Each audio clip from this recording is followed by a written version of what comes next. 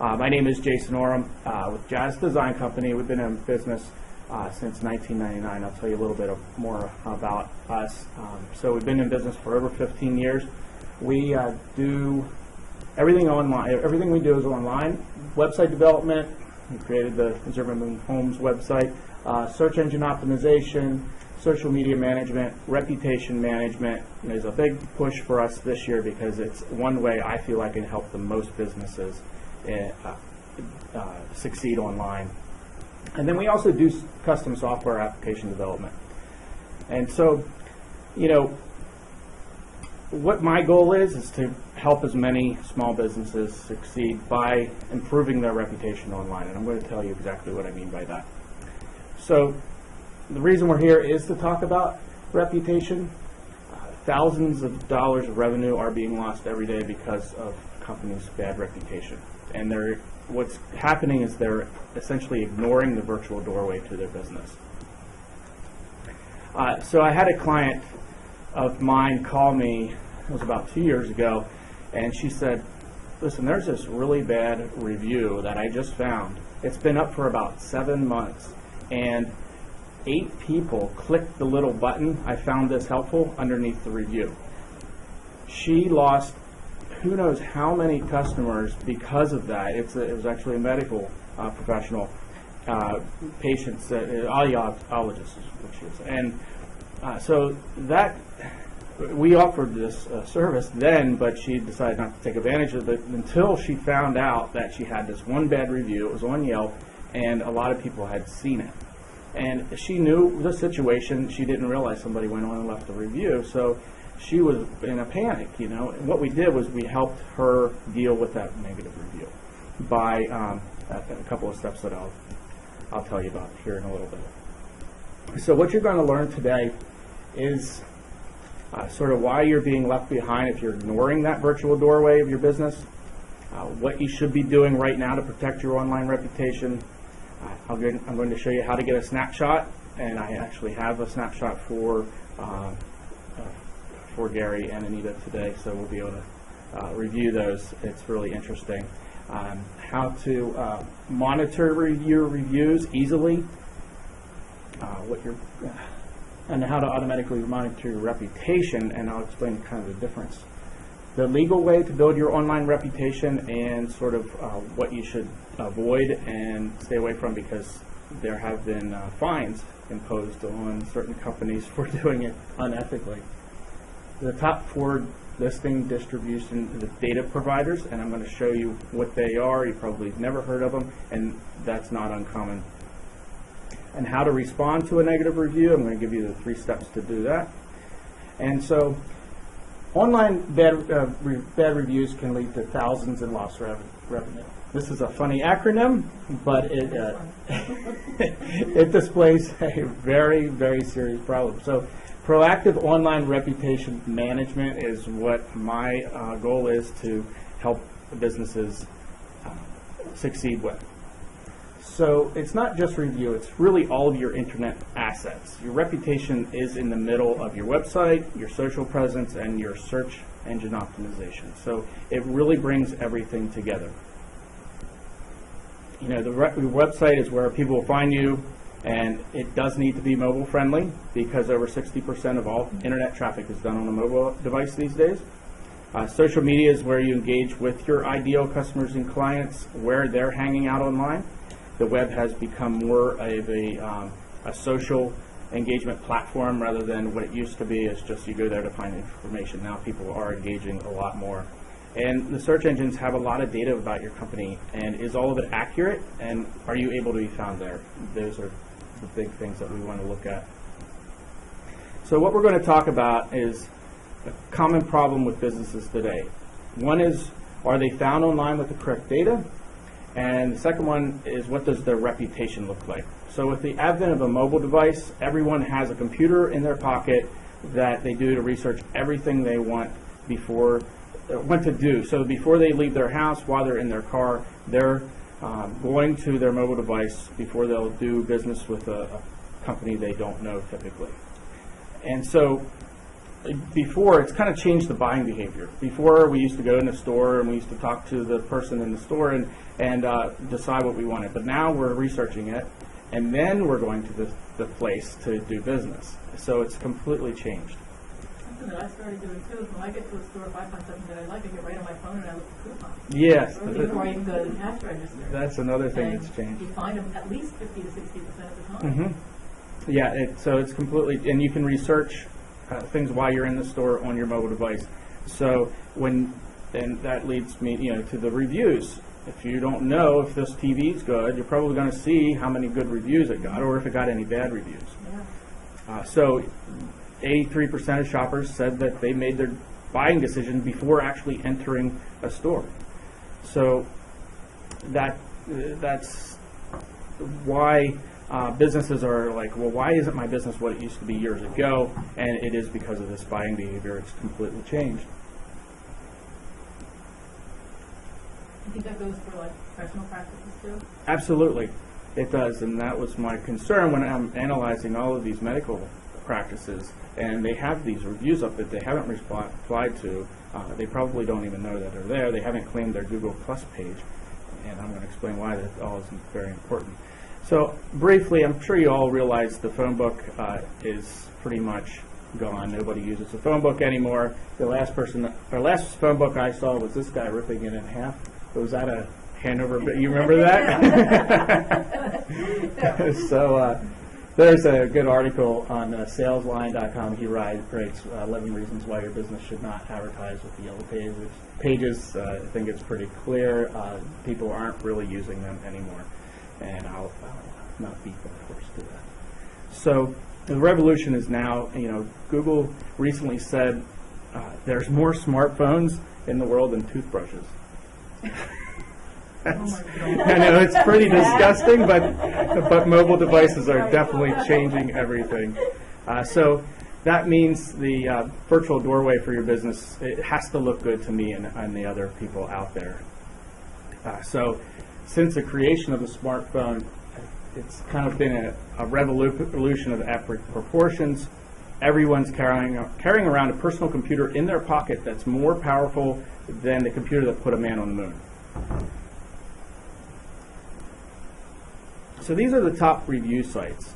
Facebook's now accepting reviews, and it's the largest because it's obviously the largest platform on the internet besides Google.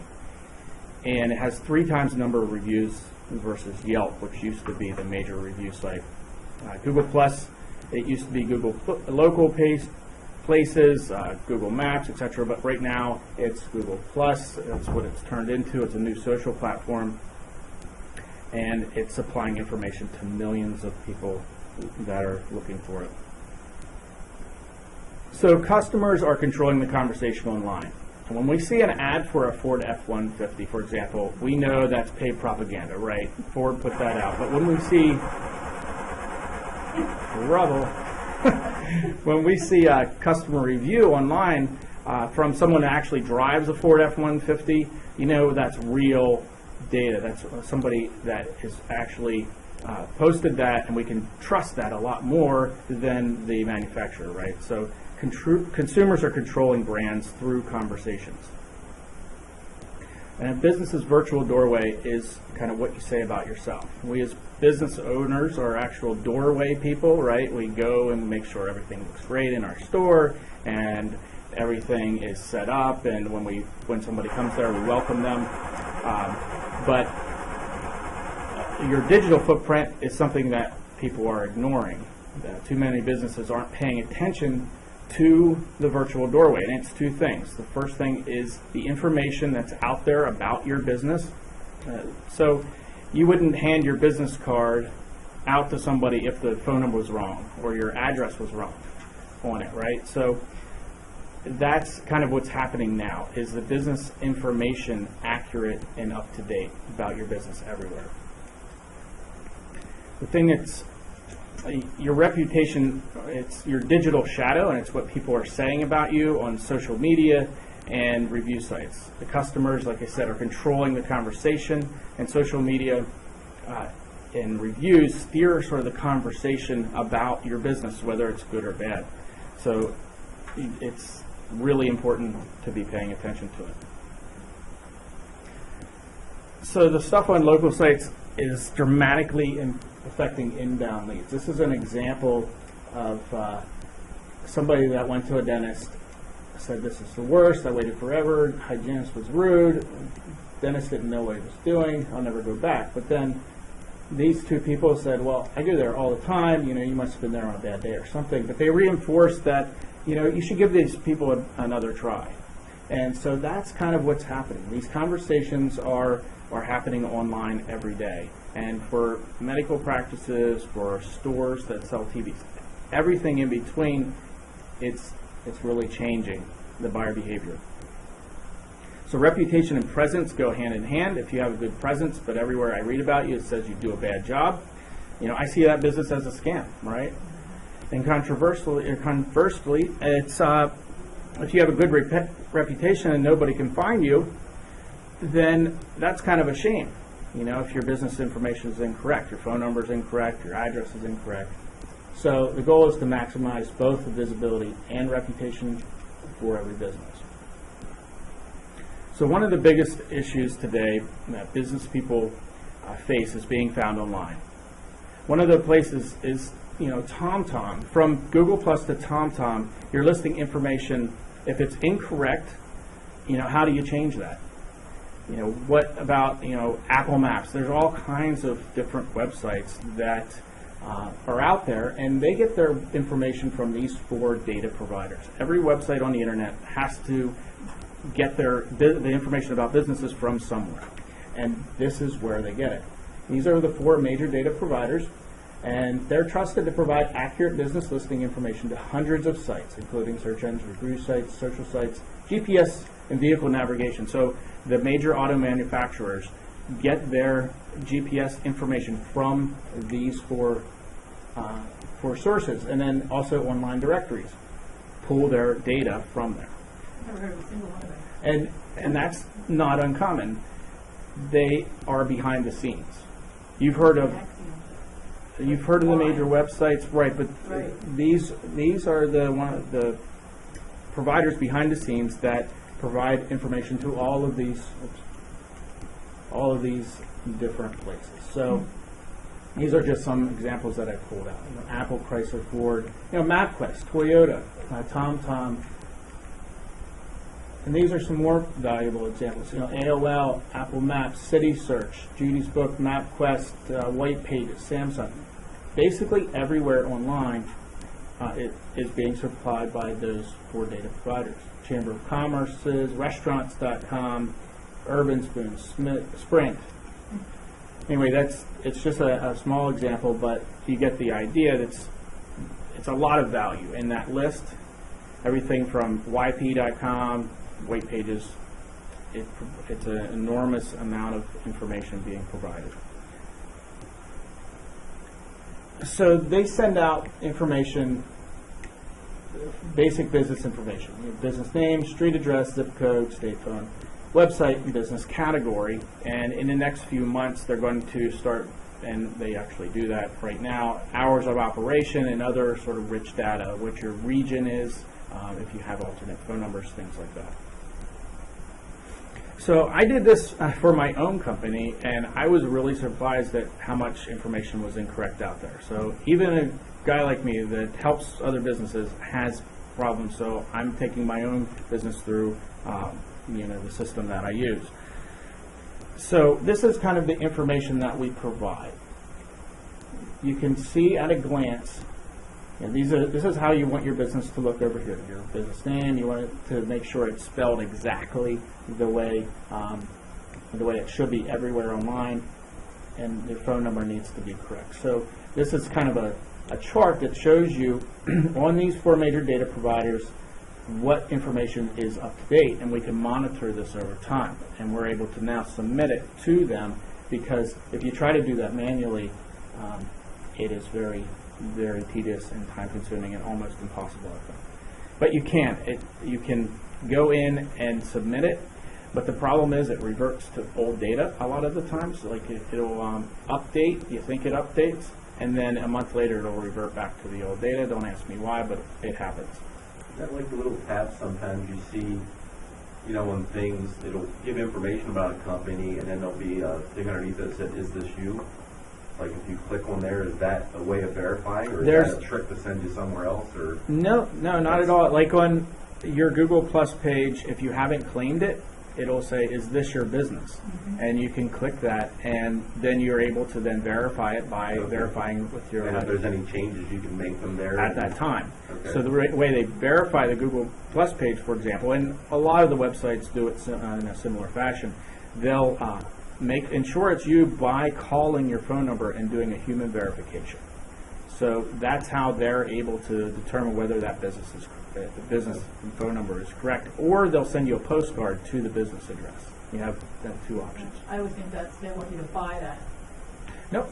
Google Plus pages are free. Okay. They've done an amazing thing. They've provided a web page for every business that they know of on the internet.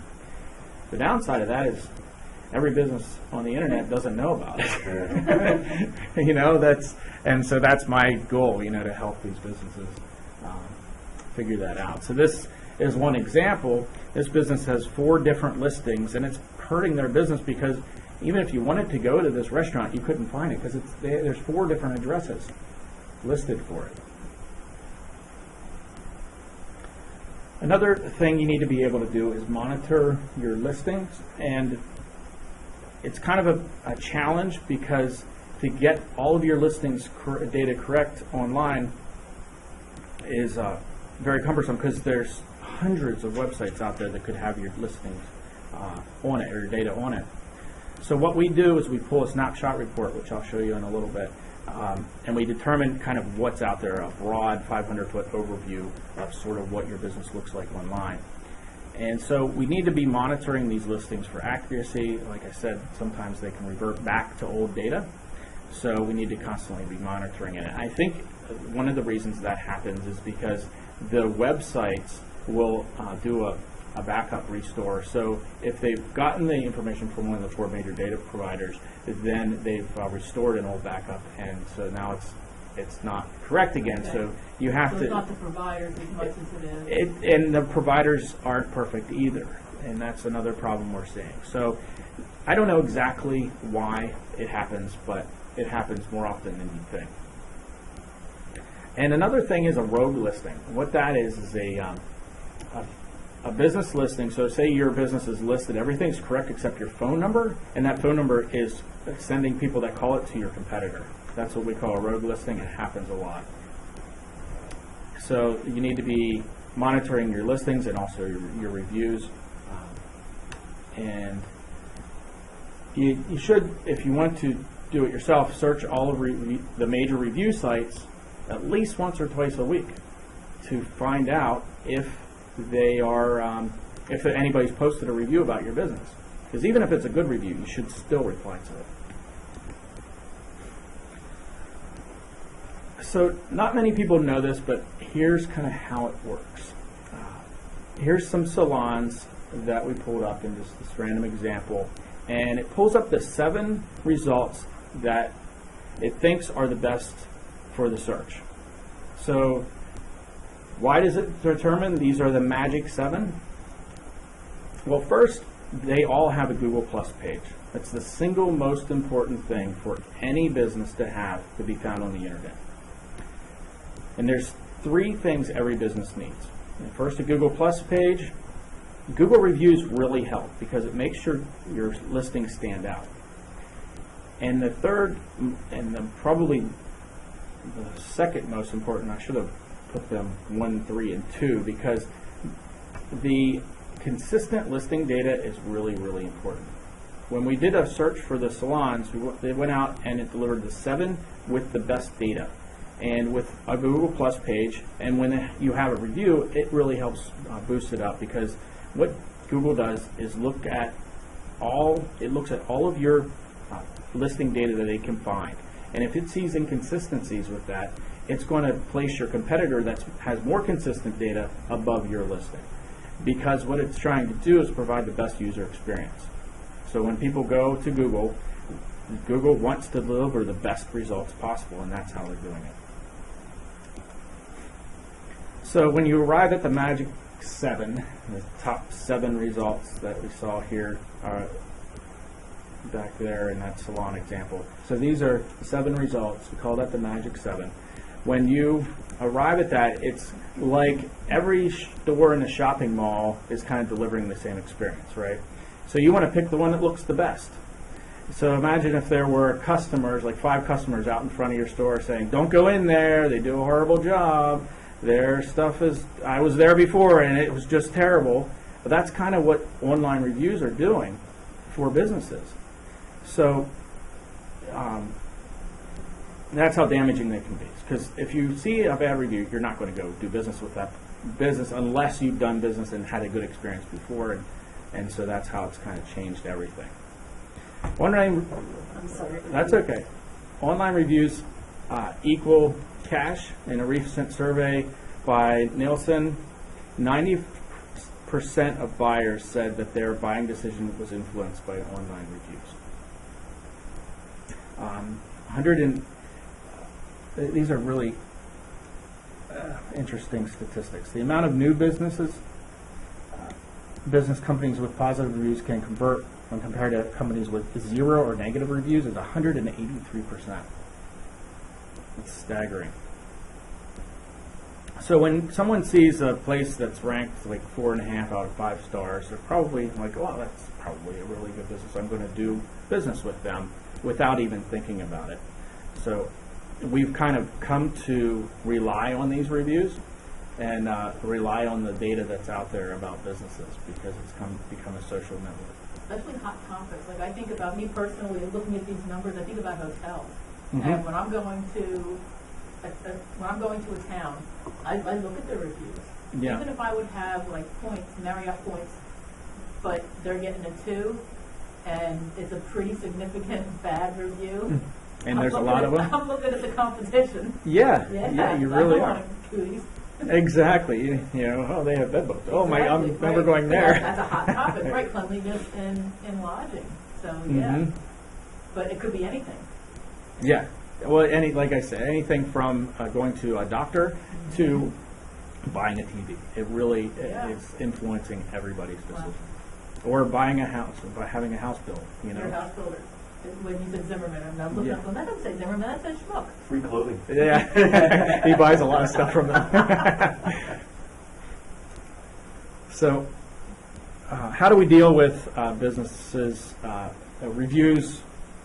So there's a couple of different things that are happening right now. And every business falls into one of these 3 categories. Either they have no reviews, they have negative reviews, or they have a healthy review pipeline because it's a great business, but they aren't managing them.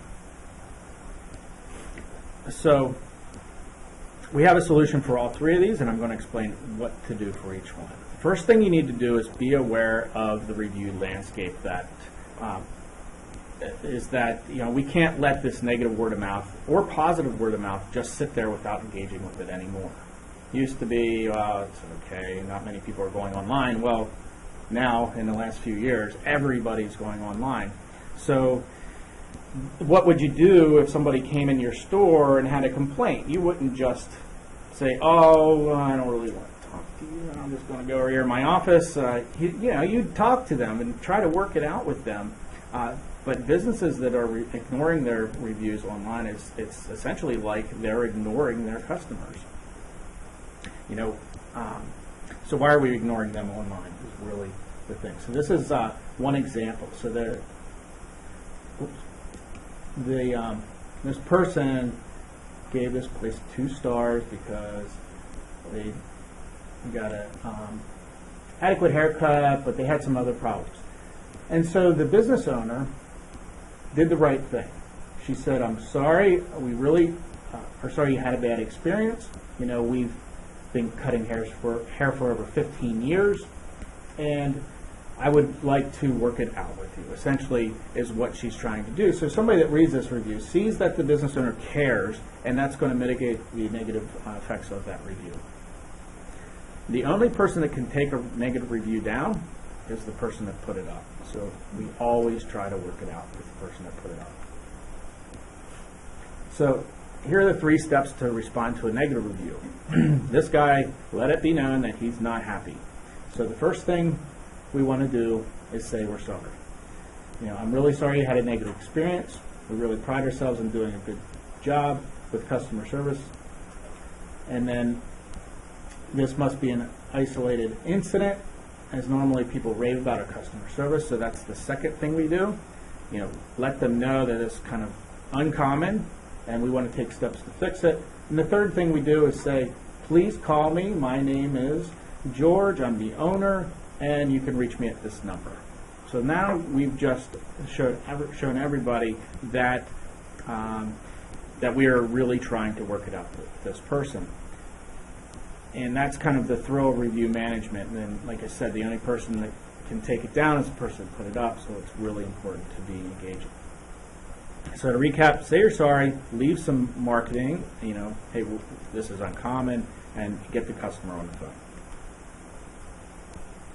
And the other thing we need to do is harvest user-generated content. And really, that's kind of a tech term, so what it really is word of mouth.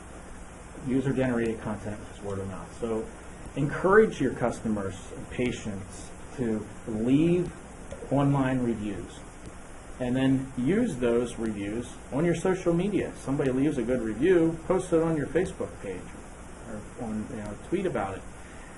Because that's going to show a lot of people, like your followers, that people are still having a good experience doing business. When they're ready to buy, they can feel comfortable coming back to do business with you again.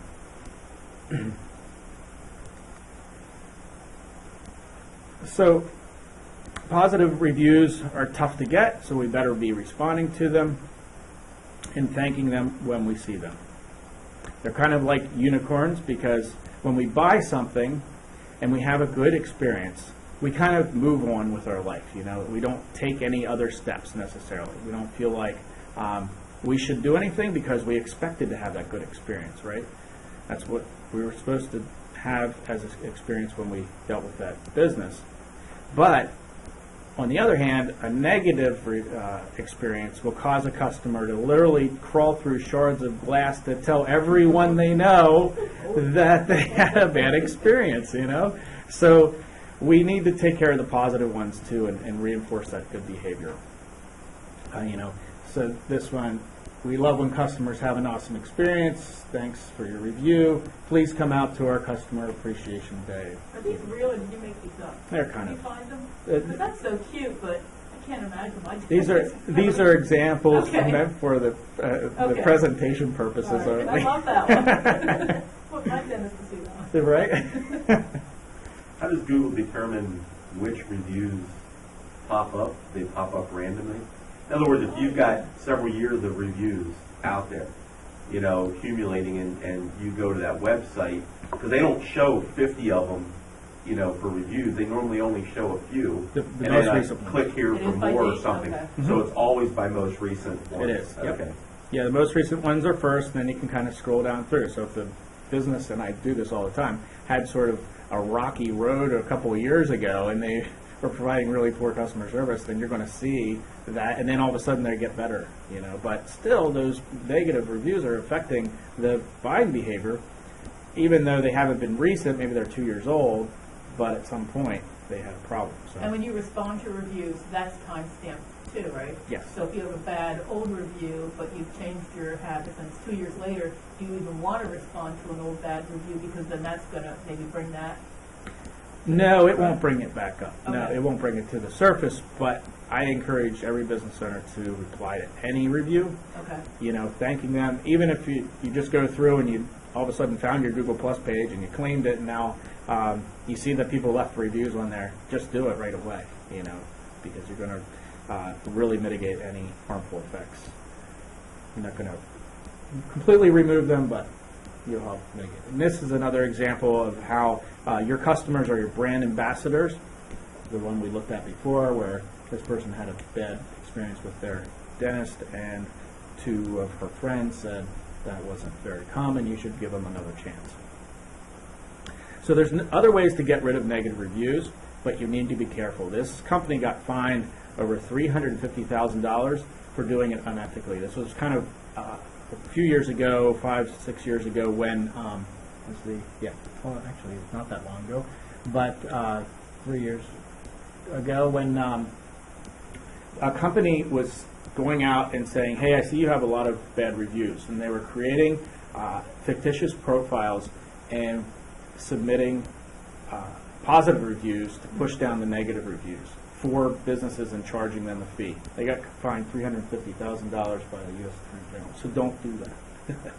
It's unethical, and you can get fined if you get caught. So how to get these positive reviews, those unicorns? So we already talked about how tough it is to get these reviews. So how do I get the positive ones, right? You have to ask for them. If you're in a situation that you have no reviews or a bunch of people, a bunch of negative reviews, you just have to get some positive ones and work it out with the people that left the negative ones, because it is kind of a numbers game.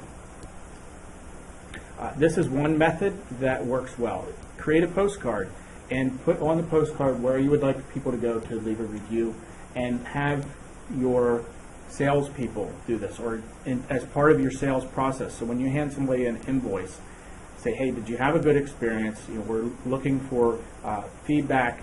Would you mind going to one of these websites? And you can use this as sort of a, if you have a sales force, you can see how many reviews Joseph was able to get for you.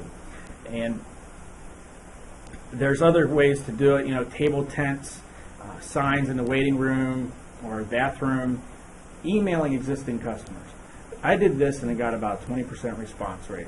So I had about 100 customers. I sent out an email, said, hey, we're looking for reviews. If you wouldn't mind providing feedback, here's a link right to the place I want you to leave a review. And so it took them 30 seconds to click that link and write something about us. That's good, 20%. Yeah. It was 15 to 20. I think I got like 17 or 18, reviews. So that works really well. If you're just starting out, you haven't done anything, but you have a database of your customers, that's a great way to start. And then over time, incorporate this into your sales process, like I said, because you want the reviews to happen randomly, not all at once, which is kind of what I did. But, now over time, I ask people to go on my Google Plus page and leave me reviews. So the other thing is, what if you have a healthy review pipeline, but you're not managing it at all? So this is one of the major things that keeps business people up at night. Are my staff following our policies and treating our customers right? So our online, we have a software that delivers reviews right to you, so that when somebody leaves a review about your business online, you get an email, and it says, hey, you have a review on this website, you might want to check it out. Click the link, it opens the page, and you can see what it is and do what you need to do to respond to it. And so it finds all the places on the internet where reviews are left about your business, on the major review sites, Google+, Yelp, Yahoo, Bing. There's all kinds of places that people can leave reviews. So if you don't have a Google Plus page, can you respond to these reviews, or is that how you set up your ability to respond to reviews? Well, most people have a Google Plus page because, like I said, Google... Or if you haven't claimed it. If you haven't claimed it, you have to claim it first, and then you're able to reply to them. Okay. But they can leave a review whether or not you know about that Google Plus page. Yeah, I can see this is getting lost in big organizations, because if you don't have that single point of contact, who's going to manage this? Mm-hmm. Right. Yeah. And I've seen it with a number of medical institutions. Yeah. Getting past the gatekeeper and those to talk to somebody is a lot of times difficult for me, but I see a huge problem, so that's been my goal, is to try to help with that. So use the reviews as management tools. A good review can allow you to give accolades to the staff. Like I said, if they're getting people to leave reviews, that's great. Try to get more reviews next month, and use it as if you do have a sales staff.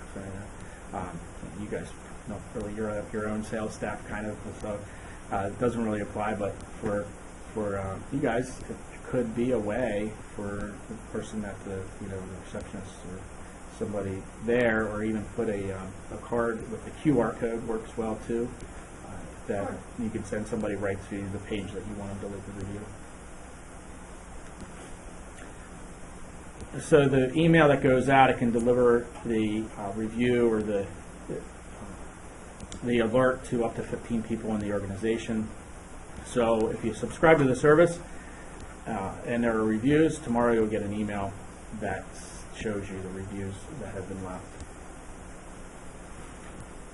So I hope this has been useful to show you how a reputation management solution can help.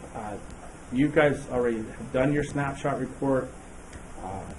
If there's any, Kathy, if you would like to do one, this is where you go, and I can send this to you. I think I'll have your email address. I'm not sure, but I can send you my website where you can go and you fill out the information for whichever area you would like to get the snapshot report. But right now what we're going to do is go through a couple. Sure. So this one I did for Keystone Alarm Service, for Anita's company. And so it's an interesting, eye-opening maybe. And keep in mind it is software. So it's not perfect, but it gives us a pretty good idea of what's going on.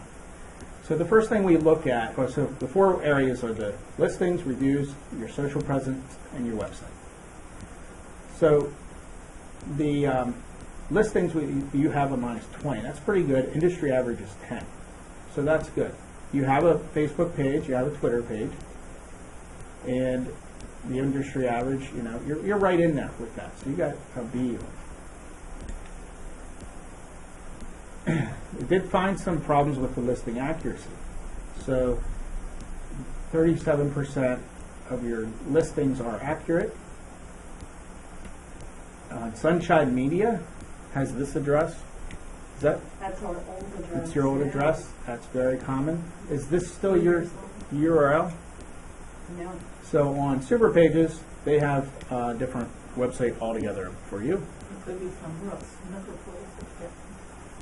Yeah, that's example of a rogue listing. It could be a different Keystone Alarm that, like I said, the data provider is submitting. And then you don't index, your website's completely missing. These aren't all of the problems, but this gives us kind of an idea of the accuracy of the data from a high-level overview.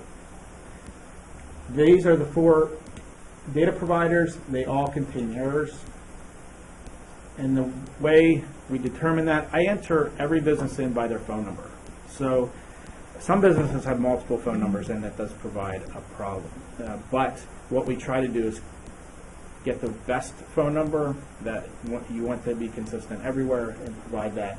And so based on the phone number, it pulls up the rest of the information, the company name, the address, and the website address, and any other information it can find. Is there any way to link phone numbers? Yeah, what we can do now, and like I said, they've been changing the way we can submit data, so we can submit a couple of phone numbers now. Oh, okay. But it's best to have one main phone number associated with your business, or each segment of your business. So if you have 9 locations, you're going to have probably 9 phone numbers, and each location should be doing reputation monitoring. So we don't see that you have any reviews yet. So that's write your review. yeah. Yeah. You could, Gary. We've never really asked for them, and one of the things with our business is if we're doing our job right, you don't notice it. Exactly. You know? Yeah. People have a good experience. They figure, well, my security company's doing a great job. I don't have to worry about that. And they never think to leave a review. So that's where, like I said, in your sales process, or even a month after you installed it, send out an email and just ask for it. If you do send like an email out or whatever, where do you recommend that you ask people to review? Google Plus, if you have reviews on Yelp that maybe there's a bad one on there, send them there first, populate it with better reviews, and then obviously try to work it out with the person that left the bad review. But that's a good question. Basically, you want to send them where you're looking to populate reviews. So right now, that's anywhere. I would suggest starting with the Google Plus page because that one's showing up for searches in that magic 7. When somebody's looking for a local security company, you want to show up there. If your listing data is accurate, that's going to help you get into that area. And then if you have reviews, that's also going to help. So, Anita, on your website, do you have a place that says reviews or testimonials? We have a testimonial page, but it's Is that where things get populated? Because they not come there? When you do website management, do you? Testimonials on your website are great, and I encourage everybody to have those because when you go to the website, it adds credibility.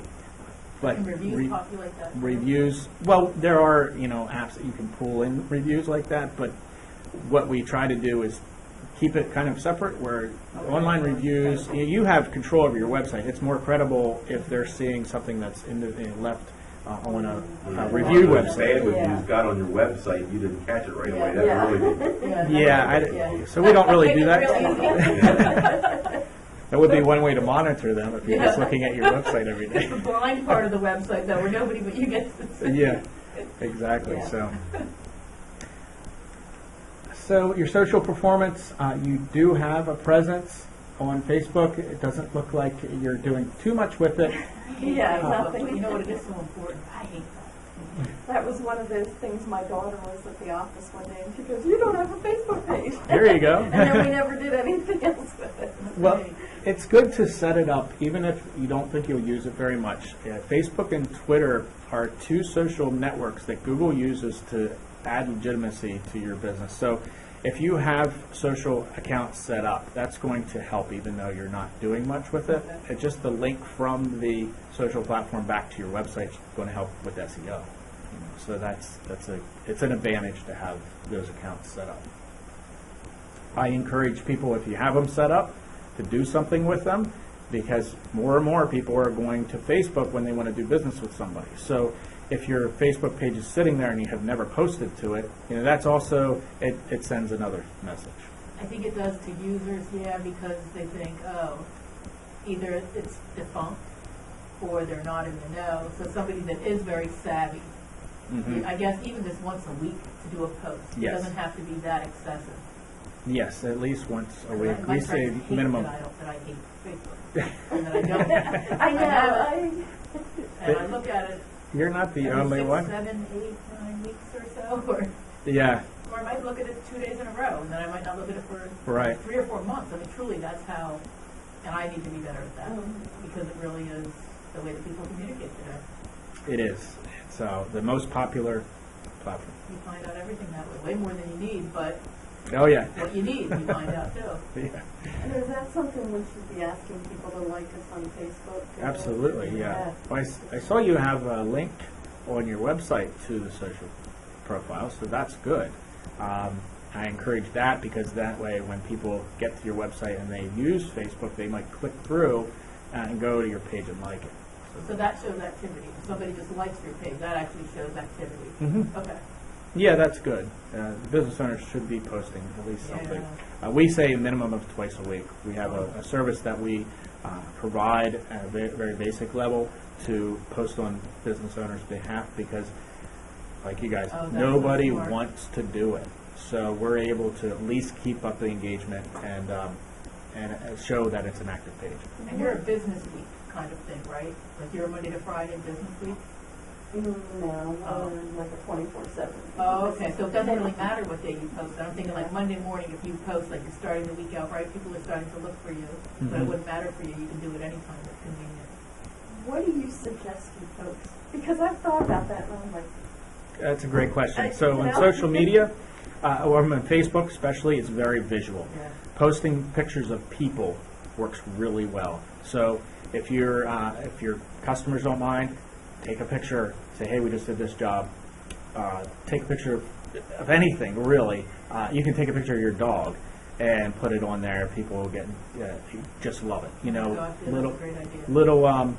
little things like that really work well. But It's also, it can be an educational platform, so post tips about security, you know, there, We can link to an article. that you- an article, so blogging is really a good idea for every business. Nobody does it, but it's a good idea. The way you come up with blog topics, and this is a good way to come up with topics to post on social media, is think about the top 100 questions you've ever been asked from your customers.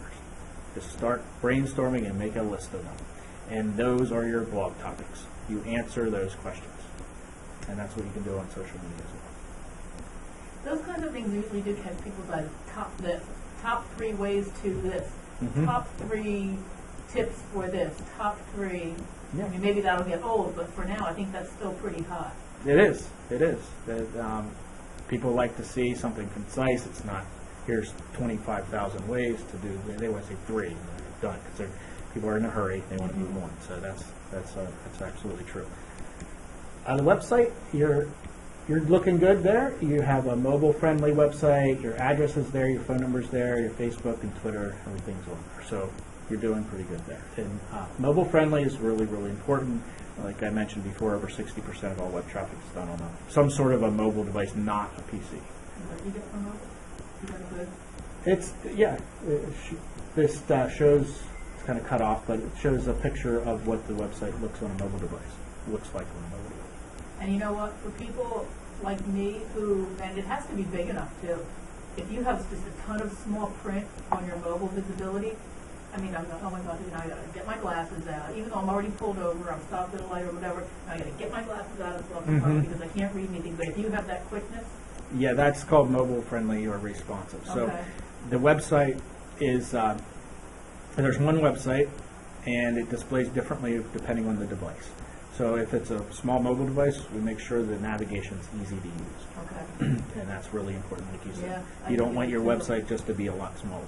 I used to aggravate me that I couldn't get the same desk full site on my phone that I could get when I'm at my laptop because you're used to seeing the same thing. But now that I'm used to seeing the good mobile sites, yeah.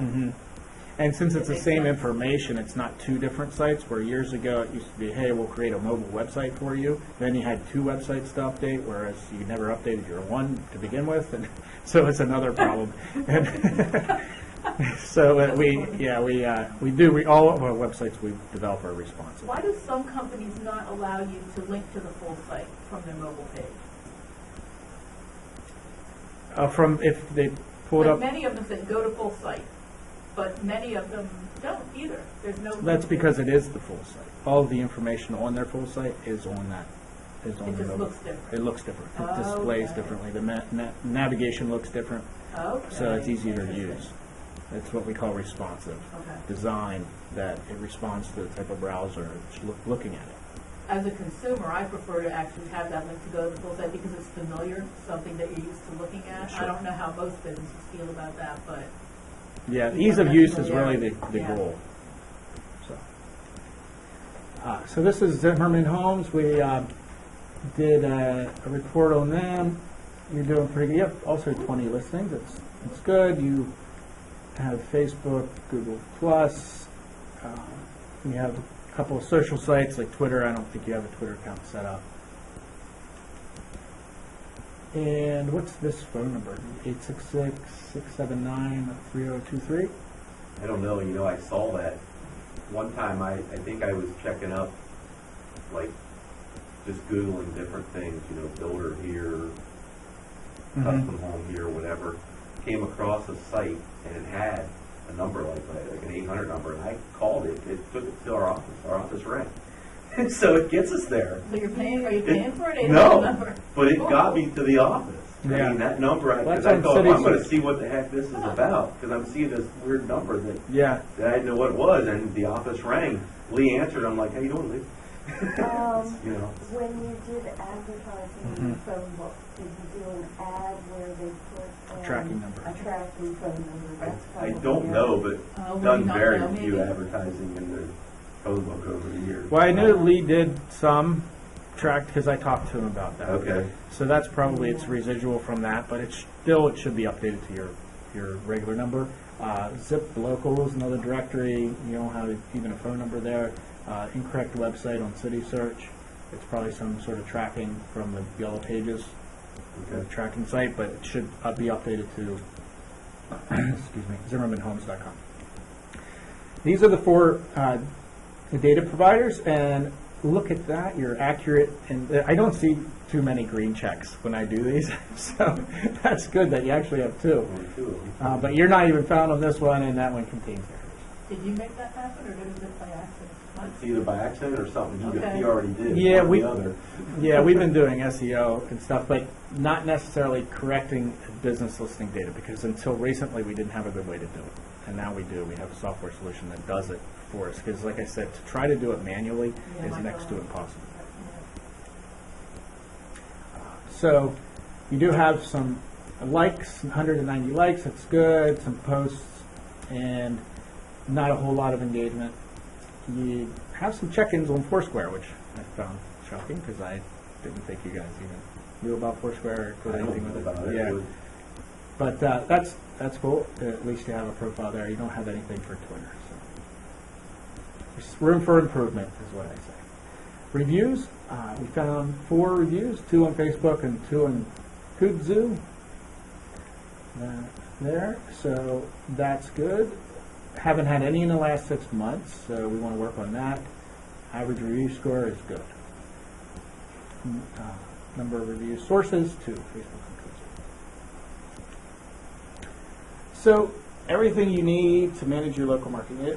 Your online presence, your reputation is in the middle, like I said. You need to have a content platform, your website, analytics so you can see what's happening, reputation monitoring. It should be mobile friendly, and you need to be focusing on your SEO. So when customers look for products online, when they start online, it's something that we've talked a lot about, and they go to the most popular places. For part of the software, if you don't already have a mobile version of your website, it includes that in there. You can set one up. Update once ever and update everywhere. What we can do is enter the business information the way you want to see it, and it disseminates that information out everywhere that it needs to go. This is an example of the dashboard that you get to look at as part of the software. So you can see over time, so each one of these blue dots is history. So you can click on that and kind of see where you were then, to see progress and see that everything's being up to date, up to date now, or it's being updated over time. And there's a total, in this example, of 113 directories. When we started, it was a lot less than that. So over time, we're able to establish citations on various websites, and then obviously get your existing pages claimed and updated. It's another example of kind of the reporting that we can see. So social networking, you can see who's talking about you. When anybody mentions your business online, it'll show up in here. So it goes out and it does a great job of reporting on every aspect of the things that are going on about your business. We have a couple of different bundles. There's the one I recommend. It includes everything. We will update your listing data. We'll claim your various websites profiles like Google Plus, and then we'll also monitor the reputation. The third bundle comes with that. If you want to get a snapshot for any portion of your organization, I'll talk to you about that. I'd be happy to run that. And then what I do is I'll set up a time. Usually, in this case, we did it in person, but I do a 30-minute sort of consultation on where there's room for improvement, and then go from there. So be a porn star. That's kind of the You might want to find a new acronym if you're going to work with Wells. Might not sell as well. I don't know. well, people find humorous. Anyway, The person I'm thinking of connecting you with, I think take that slide out. we're going to take that out completely. Yeah. No, That's fine, but I really appreciate you guys coming out, and hopefully this provided some information that you can take back and use. And I'm passionate about it. I've helped a number.